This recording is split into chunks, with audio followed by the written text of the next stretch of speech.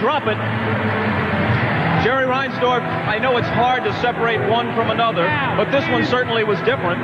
This was different. This was a fairy tale year. 87 wins out of 100 games played. Every single man on this team contributed to this championship. Great players, led by the greatest player that ever played this game, the greatest coach in the league. But more, if you had to give credit to one man, the guy that put them all here, Jerry Krause. Jerry, I heard you say on one occasion that had Michael remained, the 93 team might have been the best of all, but this one will do. It's a great, great group, and this win today was so great because everybody contributed. There wasn't a guy in this roster that didn't contribute today. I'm so proud of them. Jerry, congratulations. And now to Phil Jackson. After the 2 losses in Seattle, was there even a tinge of worry coming in tonight? We were never worried. We had these people to come home to, home crowd. That's right, home cooking. We knew we'd win it right here. You've been around the game a long time. You've played with a storied team in the Knicks of the early 70s. You've coached 4 world champions. But this season was different than any other in NBA history, and the expectations were very high. Nothing but a championship would have sufficed.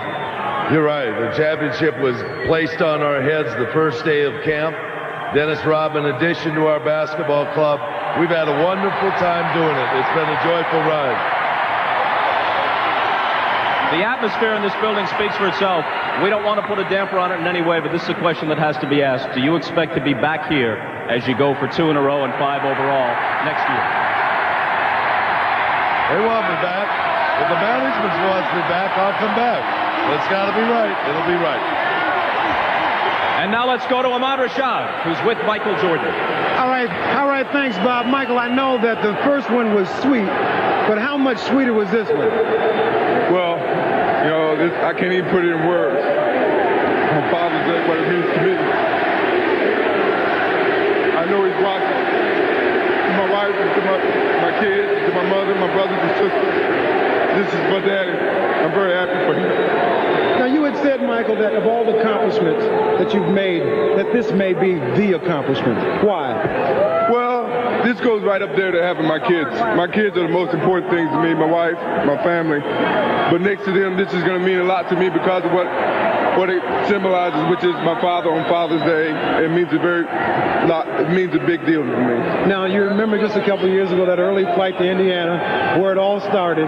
Now, all of a sudden, it looks like this is the culmination. It's been a long road. You know, it started from scratch. You know, I had a lot of support from my teammates, from my family. I'm just happy for the city of Chicago. I'm sorry I was out for 18 months, but I'm happy I'm back to bring a championship back to Chicago. I know this is what you're pointing for, but as we look back at the baseball, we were talking the other day that you've almost forgotten about that. Seems like years ago. I haven't truly forgot it. You know, those minor leaguers meant a lot to me. They really got me back on the road of thinking basketball.